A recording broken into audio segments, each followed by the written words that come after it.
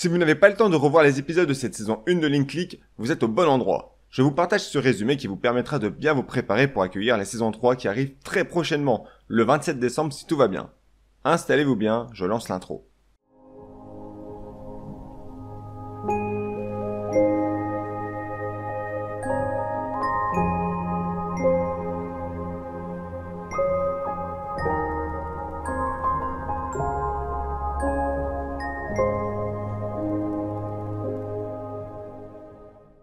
Nous faisons la connaissance de deux hommes, Cheng Xiaoxi et Lu Guang. Ils travaillent tous les deux dans un studio photo pour le compte de Qiaoling, qui en est la propriétaire. Mais ce studio photo est un peu particulier.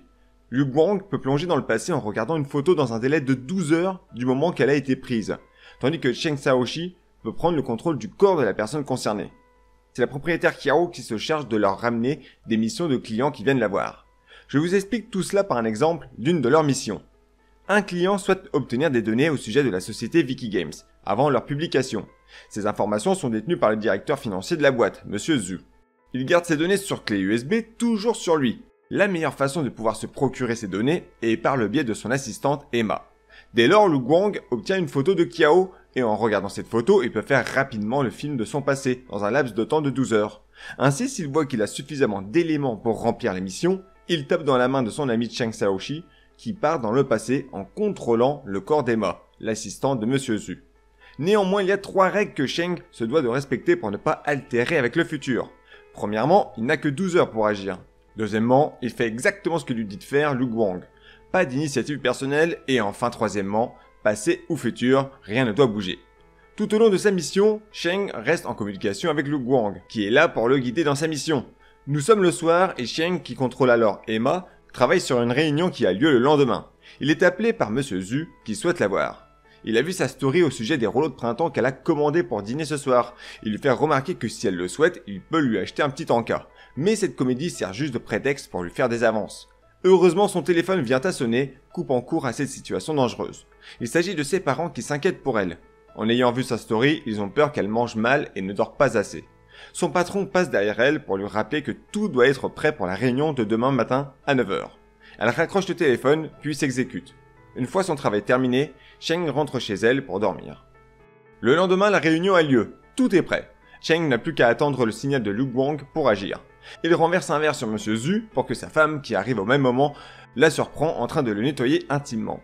Elle commence à faire une scène de jalousie en plein milieu de la réunion et comme si cela ne suffisait pas, Monsieur Zhu clame haut et fort qu'elle lui fait des avances depuis des semaines. Sa femme gifle alors Emma qui est toujours contrôlée par Cheng, je le rappelle.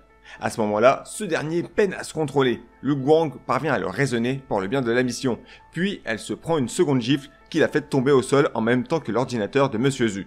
Ainsi, elle peut voir ces données qui sont affichées sur l'écran et les envoie instantanément dans la mémoire de Lu Guang. La mission est terminée, c'est un succès. Vicky Games est suspendu pour avoir falsifié des données financières. Monsieur Zhu a été arrêté. Voilà qui fait du bien mentalement à Cheng qui ne tolère pas que de telles personnes s'en sortent impunément. Toutefois, il demande à Lu Guang si changer une petite chose aurait réellement eu de terribles conséquences. Sur ce, Cheng se lève puis s'en va. Lu Guang, quant à lui, apprend que la jeune femme Emma a été retrouvée morte. En réalité, lorsque Cheng contrôle le corps de Emma, durant la nuit où il est rentré chez elle, il a regardé son téléphone portable.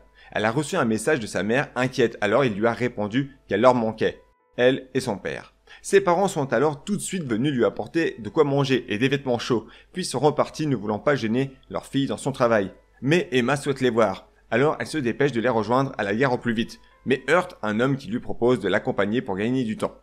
C'est à cet instant que tout a basculé. Une nouvelle mission leur est donnée par Qiao, celle d'une cliente qui souhaite connaître un ingrédient secret d'une recette de nouilles. Elle se nomme Yuxia et elle a ouvert un restaurant avec son ami de fac Lin Zhen. Mais 10 ans après, leur collaboration est rompue. Yuxia, qui se chargeait de la gestion de l'entreprise, n'a jamais été mis au courant de cet ingrédient secret. Elle souhaite le connaître à tout prix. Nos deux amis ont pas mal de photos pour mener à bien leur mission, mais très peu d'indices. Cela s'annonce compliqué. Cheng prend le contrôle du corps de Yuxia le jour où les deux filles font l'inauguration de leur restaurant. Il espère trouver des indices parmi les photos de l'appareil, mais rien. Le soir, une fois le service terminé, les filles sont éreintées. Lin Zhen réalise un plat pour qu'elle puisse manger un morceau et utilise l'ingrédient secret, mais un livreur vient sonner au même moment. Cheng n'a pas le choix, s'il n'y va pas, il va modifier le futur. Encore raté pour cette fois-ci. Lors d'une autre photo, Lindsay est interviewée au sujet du succès que connaît son restaurant. Lorsqu'elle se trouve en cuisine, Cheng espère qu'elle prépare sa recette pour connaître l'ingrédient secret, mais elle refuse d'en dévoiler davantage devant la caméra. Encore chou blanc. À un autre moment, il demande à Lindsay de remplir la liste des ingrédients pour les fournisseurs, mais il n'y trouve rien d'anormal, que des aliments communs. Nos amis enchaînent les photos mais semblent dans une impasse totale. Lorsqu'il tente une dernière photo, cette fois-ci Cheng prend le contrôle du corps de Lindsay, celle qui cuisine. La photo date de 10 ans plus tard, lorsque les filles prennent une photo comme pour marquer la fin de leur collaboration. Lynn ne supporte plus que son restaurant soit devenu une grosse chaîne de nouilles bombardée de marques en tout genre. Elle n'y retrouve plus son petit restaurant qu'elle rêvait d'avoir il y a 10 ans. Les deux femmes ne se comprennent plus. Yuxia souhaite gagner davantage d'argent et élargir l'influence de leur marque, ce qui n'est pas du goût de Lindsay qui décide de partir. Dans la voiture d'un taxi, lorsque Cheng évoque le nom d'une ville figurant sur un ticket, Sangxiang, le chauffeur lui dit qu'il connaît bien cette région. Elle est connue pour posséder une fleur très parfumée appelée Mosla dentera. On s'en sert comme assaisonnement. Nos amis détiennent enfin l'ingrédient secret. Ils sont persuadés que c'est ça.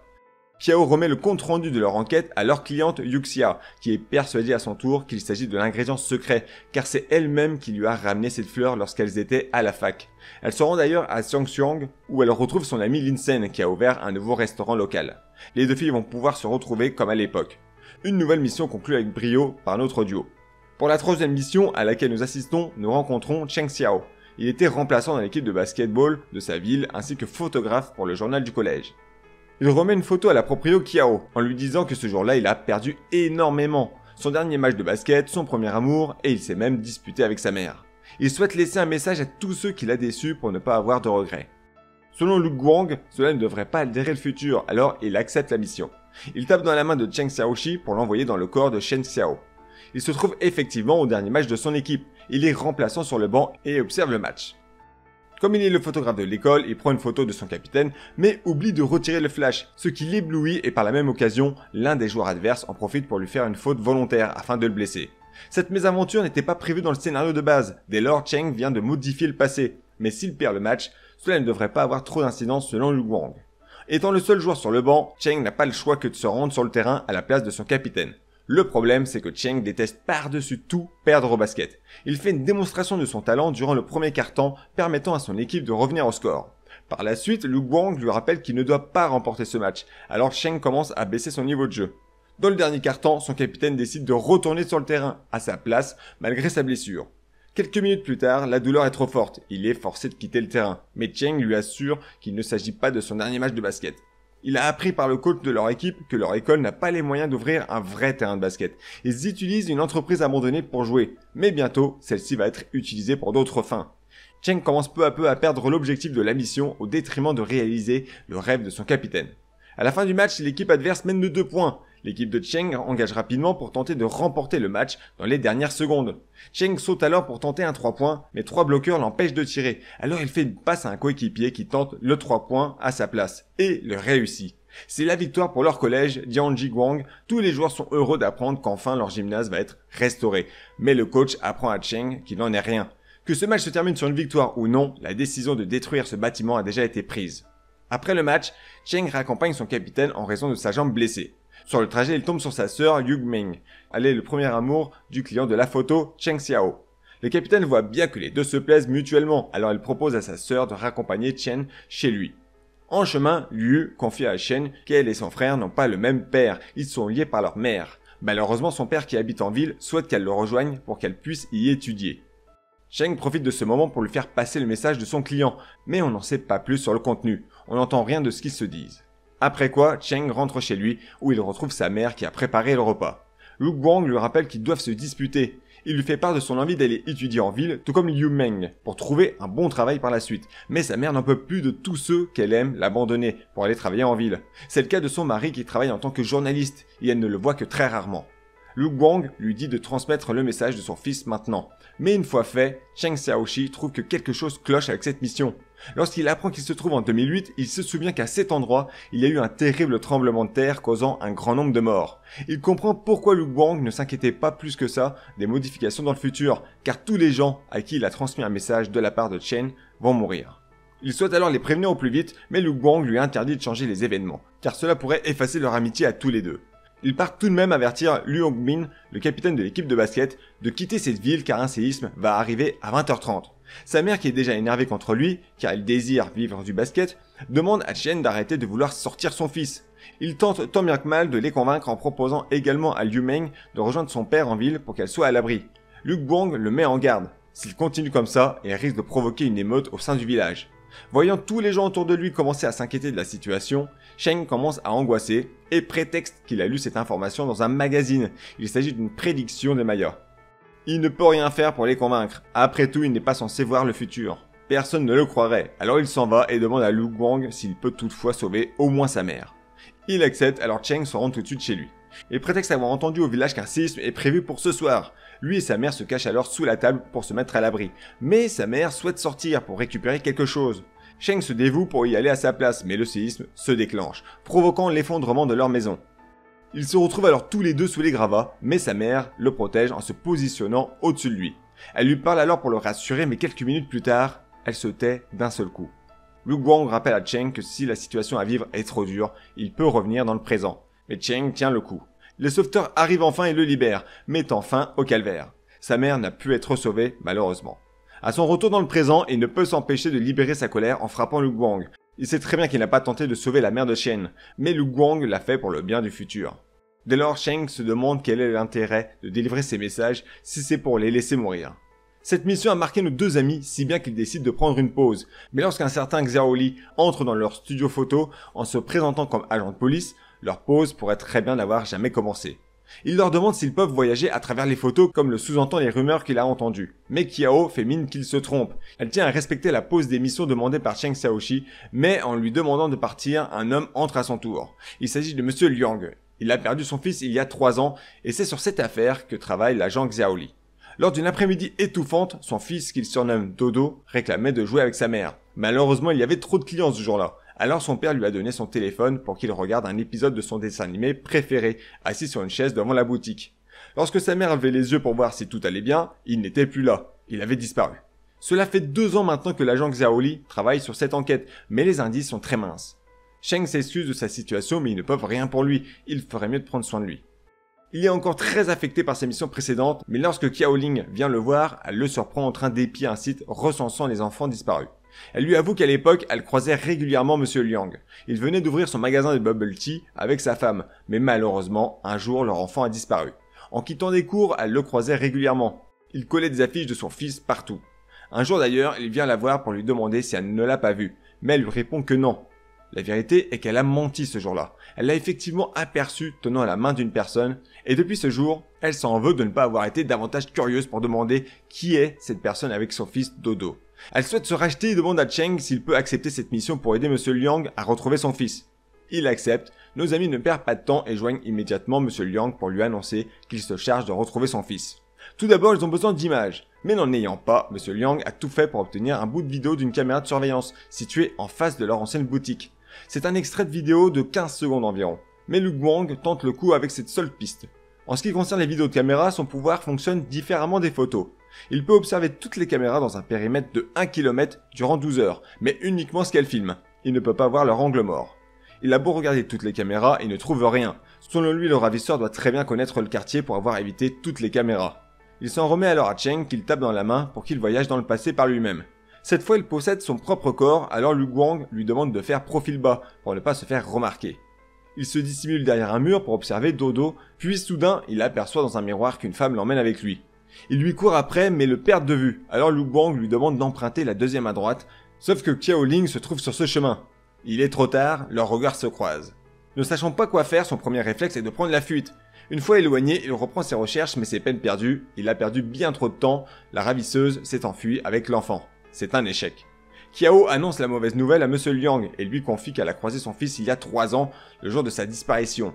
Elle s'en veut de ne pas avoir tenté quoi que ce soit ce jour-là, mais Monsieur Liang ne lui en veut pas. Au contraire, il la remercie d'avoir essayé. Grâce à elle, il a retrouvé espoir et compte poursuivre ses recherches jusqu'à ce qu'il retrouve son fils. Toutefois, Lu Guang lui demande s'il ne possède pas d'autres photos. Il regarde dans son téléphone et tombe sur une photo du dessin animé que regardait son fils assis devant la boutique. Il s'agit d'une photo prise par son fils Dodo. Lu Guang exploite la photo et envoie Cheng dans le corps du petit Dodo. Cependant, c'est leur dernière chance, il ne faut pas qu'il fasse d'erreur. Tout à coup, une petite balle lui arrive au pied. Il la ramasse et une femme lui fait face, lui demandant de lui rendre la balle. Il se trouve que cette balle est imprégnée d'une odeur, une sorte de drogue qui plonge Cheng dans un état second. Dès lors, la ravisseuse se fait passer pour sa tante qui vient s'occuper du jeune Dodo pour ne pas éveiller les soupçons des passants. Cheng est complètement à sa merci, il n'est plus maître de son corps, et finit par s'endormir. À son réveil, Lu Guang lui informe qu'il a dormi plusieurs heures, il ne leur reste que très peu de temps pour agir. La ravisseuse dort près de lui, alors Cheng en profite pour trouver des indices de l'endroit où il se trouve. Il tombe sur un dossier de l'hôtel indiquant le nom de Red Sun Guest House. Mais malheureusement, après une rapide recherche de Lu Guang, il existe des dizaines d'hôtels portant ce nom-là. Mais tous se trouvent en dehors de la ville. Elle a dû emprunter les transports en commun pour emmener avec elle l'enfant. Lu Guang lui demande alors de chercher son portefeuille afin de trouver sa carte d'identité. Il trouve un sac posé juste derrière elle, près de son oreiller. Il l'ouvre discrètement mais la femme se tourne vers lui, toujours endormie. Il réussit à ouvrir le sac, mais la carte est coincée à cause d'un trousseau de clés. En tirant légèrement trop fort, le trousseau tombe avec la carte, mais fort heureusement, le bruit ne semble pas avoir réveillé la ravisseuse. Cheng en profite pour regarder la carte d'identité afin de connaître son nom, Mei Pian. Mais au même moment, cette dernière se réveille. Cheng lui envoie un violent uppercut qui lui fait voler une dent, mais elle n'est pas assommée pour autant. Elle tente de l'attraper, mais Cheng parvient à l'esquiver et à la gifler. Ne lui restant que très peu de temps dans le corps du jeune Dodo, il lui dit qu'il est un fantôme de ses ancêtres et que si elle ne prend pas soin de cet enfant, il viendra la hanter sur sa tombe pour l'éternité. Elle doit désormais faire de bonnes actions pour aspirer son salut. Suite à quoi, Cheng quitte le corps de l'enfant et donne toutes les informations à la police qui peuvent enfin remettre l'enfant à monsieur et madame Liang. Nos amis ont fini par résoudre cette enquête, mais l'agent Xiaoli n'en a pas terminé avec eux. Il a découvert Cheng Xiaoxi sur l'une des caméras de surveillance près de la boutique de Bubble Tea il y a 3 ans. Il sait désormais que c'est lui qui peut voyager à travers les photos. Il a alors une autre mission à leur proposer, mais Lu Guang l'arrête. S'il doit proposer une enquête, il doit d'abord passer par lui. En ouvrant l'enveloppe, il découvre la photo d'une jeune femme morte, Emma, celle de leur première mission, où Cheng avait modifié le passé en écrivant à sa mère. Elle était tombée sur un homme lui proposant de l'emmener jusqu'à la gare. Il passe vite à une autre photo pour que Cheng ne découvre pas qu'il s'agit d'Emma, et cette fois, il découvre le principal suspect, un homme portant une casquette. Il serait l'auteur d'une série de meurtres dont les victimes n'ont aucun lien entre elles. De peur que cela perturbe Cheng, Lu Guang lui annonce qu'il ne peut rien pour lui sur cette enquête, puis nos amis s'en vont. Une fois au studio photo, Kiao leur rend visite avec une amie à elle que les garçons connaissent également, Xu Shanshan. Elle souhaite demander leur aide afin de savoir ce que son ami Dongyi lui a dit. Que je vous explique. Shanshan et Dongyi sont amis depuis très longtemps, ils sont très proches, au point que Shanshan éprouve des sentiments à son égard, mais elle a peur de se déclarer, sans recevoir la réponse qu'elle attend en retour. À la fin de leur licence, elle poursuit le même master que Dongyi, afin de rester à ses côtés. Mais les 2 années passent très vite et rien n'a avancé sur le plan sentimental.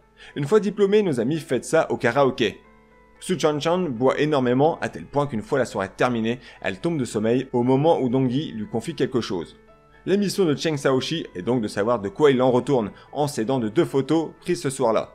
Lorsqu'il prend le contrôle du corps de Shanshan, un premier homme vient le voir, lui proposant un poste dans l'hôpital que dirige sa mère. Mais Cheng n'en a rien à faire de ce qu'il lui dit, faisant fuir l'homme gêné par la situation. C'est ensuite au tour de Dongyi de venir s'asseoir et tout de suite, le cœur de Cheng se met à battre à 100 à l'heure. Il ne peut le contrôler. La soirée se déroule comme je l'ai raconté précédemment. Ils vont au karaoké, puis lorsque vient l'heure de partir, Dongyi se confie à elle. Mais au lieu de s'endormir, Cheng aperçoit un homme portant une casquette assis non loin d'eux. Il pense immédiatement à l'homme que cherche à interpeller la police, alors il lui court après, malgré que Dongyi lui parle. Il arrive dans une ruelle sombre mais ne le voit pas. L'homme à la casquette sort de sa cachette pour endormir Shanshan, mais Cheng fait mine de vomir pour le faire fuir, sauf qu'il vomit réellement. Écœuré, l'homme met sa main devant la bouche par réflexe, sauf qu'il tire son mouchoir contenant le produit pour endormir, alors forcément, il s'endort lui-même. Il s'agit de l'homme qui est venu l'aborder dans le bar et qui lui a proposé de sortir avec lui en échange d'obtenir une place dans l'hôpital de sa mère. Autant vous dire que sans Lu Guang, pour noter ce que Dongyi lui a confié à la sortie du karaoké, nos amis auraient échoué à cette mission. Dongyi lui a raconté qu'à la fin de sa licence, ses parents lui ont demandé de rentrer à la maison. Mais il a préféré rester pour poursuivre ses études. Et ces 2 années supplémentaires passées aux côtés de Shanshan lui ont fait comprendre que c'est ça dont il a besoin. Il veut être auprès d'elle. Il lui donne rendez-vous le lendemain sur son lieu d'entretien à 10h. Il se trouve qu'il est à un peu moins de 10h, alors Kiao écrit à son amie pour savoir si elle est impatiente de le voir. Mais elle reçoit un message étrange qui dit « Conseil bien reçu, ma nouvelle amie ». Voilà qui est très étrange, puis soudain, son téléphone se met à sonner. C'est Xu Shanshan qui l'appelle. Lorsqu'elle décroche, une voix étrange lui dit juste qu'il sera là, comme promis, avant de raccrocher. Nos amis devinent qu'il se passe quelque chose avec Shan Shan. Xiao tente de la rappeler mais le téléphone est coupé. Lu Guang se rend alors au commissariat car il pense que le suspect recherché par la police peut être la même personne qui en veut à Shan Shan. Il demande à Xiao de veiller sur Sheng pour qu'il ne fasse pas de bêtises et de lui prendre son téléphone pour qu'il ne découvre pas la mort d'Emma.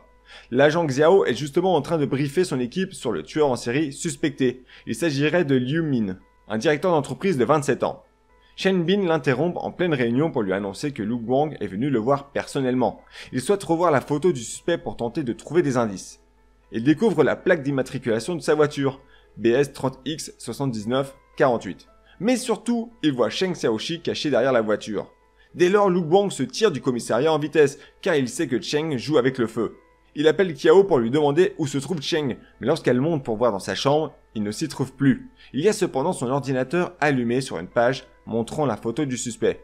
Il faut savoir que Sheng Xiaoxi peut également voyager dans le passé en joignant ses mains, mais à la différence de Lu Guang, il ne peut prédire ce qui va se passer par la suite. Il se trouve effectivement derrière la voiture de Liu Min et entend une fille arriver en sa compagnie. Lorsqu'il déverrouille pour monter dans la voiture, Cheng en profite pour se glisser discrètement dans le coffre.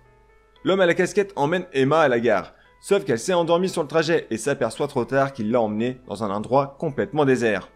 Il se met à l'agresser et lorsque Cheng entend le nom d'Emma à travers le coffre, il comprend qu'il s'agit de la femme de la société Vicky Game. Il comprend alors que tout est de sa faute, elle se trouve dans cette situation car il a répondu à sa mère par téléphone, ce qui a changé le futur. Lorsque l'homme à la casquette est en train d'étrangler Emma, il entend du bruit dans le coffre. Il sort pour aller vérifier, mais lorsqu'il ouvre le coffre, rien ne s'y trouve. Sheng Xiaoxi vient tout juste de revenir au studio photo où se trouvent Xiao et Lu Guang dans sa chambre. Il sait maintenant que tout est de sa faute, qu'Emma est morte parce qu'il a modifié un élément du passé, mais soudain, Lu Guang reçoit un appel de l'agent Shen Bin. Lui et Monsieur Xiao ont rendu visite aux parents de Liu Min, le principal suspect, et à leur grande surprise, il n'a pas pu commettre tous ses crimes car il est paralysé. Il est assis dans un fauteuil roulant. De plus, une caméra de surveillance a filmé Emma se rendant sur le pont complètement seule avant de se jeter dans la rivière, ce qui confirme que Liu Min n'a pas pu la tuer. Il se trouvait à l'hôpital à 1h du matin. Mais comment cela peut-il être possible? Pour le moment, nos amis se préoccupent du cas de leur ami Shan Shan. La police n'a pas encore ouvert l'enquête. Cheng demande à Xiao si elle n'a pas une photo d'elle qui date d'hier pour tenter de découvrir ce qui lui est arrivé. Et là, ça ne l'en possède pas. En revanche, Lu Guang découvre sur le compte de Shan Shan une photo qu'elle a postée hier devant le studio photo. Lu Guang l'utilise alors pour voir ce qui s'est passé ensuite. Il la voit se lever en pleine nuit après avoir entendu du bruit. Elle ouvre la porte de chez elle, mais ne voit rien. Elle vérifie ensuite les toilettes et découvre un homme masqué qui lui saute dessus avec un couteau, puis fin de la transmission. Lu Guang reprend ses esprits juste après l'attaque de l'agresseur. Il raconte ce qu'il a vu à Xiao et Sheng Xiaoxi et leur rappelle qu'il y a de fortes chances que Shan Shan soit morte après ça. Il laisse le temps à Sheng de se préparer à prendre le contrôle du corps de Shan Shan tout en sachant comment cela va se terminer. Dès qu'il est prêt, il revit alors toute la journée de Shan Shan en compagnie de Xiao, qui l'emmène au studio photo pour exposer sa demande, puis quand vient le soir, Sheng propose que pour une fois, Lu Guang suive son plan. L'homme masqué arrive au studio photo. Il entend du bruit dans la chambre noire, pendant que du côté de Sheng, il s'apprête à allumer la lumière des toilettes pour faire face à l'homme masqué également, mais celui du passé. Lorsqu'il allume la lumière, l'agresseur, comme convenu, lui saute dessus avec le couteau, mais Cheng l'en empêche. Il lui confie qu'il contrôle le corps de Shan Shan et lui propose un jeu. Il lui laisse un indice ce matin à 10h. Lorsqu'il l'aura, il reviendra la trouver. Pendant ce temps, il promet de ne pas appeler la police, mais il ne doit pas toucher au corps de Shan Shan.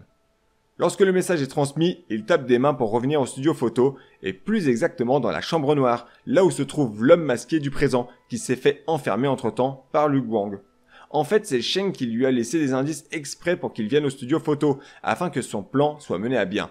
Une fois qu'il fait face à l'homme masqué du présent, il le frappe sans cesse en se téléportant grâce à toutes les photos affichées dans la pièce qui lui permettent de prendre le corps de l'une de ces personnes et de revenir à chaque fois pour frapper l'homme masqué sans qu'il ne puisse réagir. Il vient enfin à le désarmer et découvre qu'il s'agit bien de Liu Min. Il lui demande pourquoi il s'amuse à tuer tous ces gens, mais l'homme lui répond que ce n'est pas Liu Min qui les tue, mais un ami à lui. Il le fait par haine, par jalousie ou encore par colère. Les raisons sont diverses. Mais lorsque Sheng obtient ses aveux, il lance le signal pour que les forces de l'ordre l'appréhendent. Une fois arrêté, il est transporté jusqu'au commissariat pour que l'agent Xiao puisse l'interroger. Au passage, Shan Shan va très bien. Elle a été retrouvée dans l'une des résidences appartenant à Liu Min. Dans la salle d'interrogatoire, Liu Min explique à Xiao qu'il n'y est pour rien à tous ces meurtres. C'est un ami à lui qui les tue. Lorsqu'il voit la photo d'Emma, il se souvient qu'il a cherché à la tuer car il pensait qu'elle volait son argent au sein de la société Vicky Game.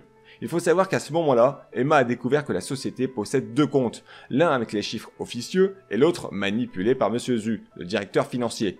Il falsifie les chiffres dans le but de voler l'argent de Monsieur Liu Jing, le père de Liu Min, qui lui a coupé les vivres. Dès lors, Liu Min lui a demandé de lui détourner de l'argent en échange d'une commission. Lorsque Liu Min a transporté Emma dans un coin tranquille, c'était uniquement pour lui faire peur, mais lorsqu'il a commencé à l'étrangler, il a entendu du bruit provenant du coffre. Il est sorti de la voiture pour vérifier ce qu'il y a à l'intérieur, mais une fois ouvert, rien. Le coffre est vide. Il a cru à un fantôme, alors il s'est remis en route pour transporter Emma à l'hôpital. Mais soudainement, elle s'est réveillée et a cherché à sortir de la voiture en forçant Liu Min à s'arrêter. C'est ainsi qu'il a eu son accident. Il n'a pas pu sortir de la voiture, contrairement à Emma qui est sortie et qui se dirige vers le fameux pont abandonné. Elle repense à tout ce qu'elle a traversé, à son rêve de travailler dans une grande ville pour gagner de l'argent afin d'acheter de beaux vêtements à ses parents. Mais face à tous les ennuis qu'elle subit, elle n'en peut plus, elle craque. Elle s'approche du bord, prête à sauter, mais soudain, une voix lui demande de ne pas le faire. Il s'agit de Cheng Xiaoxi. Il a toujours eu un doute concernant l'alibi de Liu Min lorsque Emma est morte, alors il a demandé la vidéo de la caméra de surveillance du pont abandonné à l'agent Shen Bin pour que Liu Guang y jette un œil. Malheureusement, il ne voit qu'Emma avec des cicatrices seule, alors Cheng lui demande l'autorisation d'agir pour vérifier par lui-même comment elle est morte. Et le voilà désormais face à elle pour la convaincre de ne pas sauter. Il lui raconte toute la vérité, qu'il voyage dans le passé, à travers les photos, et que tout ce qui lui arrive ce soir est entièrement de sa faute. C'est lui qui a envoyé le SMS à sa mère lorsqu'il contrôlait son corps. Malgré tout, après avoir vécu tant de vies différentes, il peut lui assurer que même s'il y a des moments sombres dans la vie, on finit toujours par rencontrer des porteurs de lumière pour nous sauver. Emma commence peu à peu à croire en ses paroles et fait un pas vers lui. Mais Liu Guang ne comprend pas. Elle ne devrait pas faire demi-tour, on ne peut pas changer la mort, à moins que Liu Min ne soit qu'un pantin. Liu Guang comprend trop tard qu'un autre individu peut également prendre possession des corps, en témoigne Qiao Ling qui le poignarde. Liu Min, contrôlé dans la salle d'interrogatoire par l'individu à son tour, commence à s'étrangler avec ses menottes, et Emma se laisse tomber dans le vide. Lorsque Cheng Xiaoxi revient dans le studio photo, il aperçoit Liu Guang en sang, poignardé par Qiao. Elle est toujours contrôlée par l'individu, et le prévient que la partie ne fait que commencer.